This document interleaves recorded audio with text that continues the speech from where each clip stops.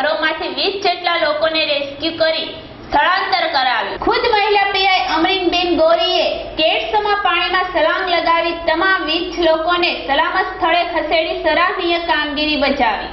ઘસમતા પાણીના પ્રવાહમાં જીવના જોખમે ટ્રેક્ટરમાં સવાર થઈને પાણીમાં ફસાયેલા લોકો સુધી પહોંચી રેસ્ક્યુ કરી તમામ 20 લોકોને સલામત સ્થળે પહોંચાડતા પોલીસ અધિકારી ગોરીને સલામ।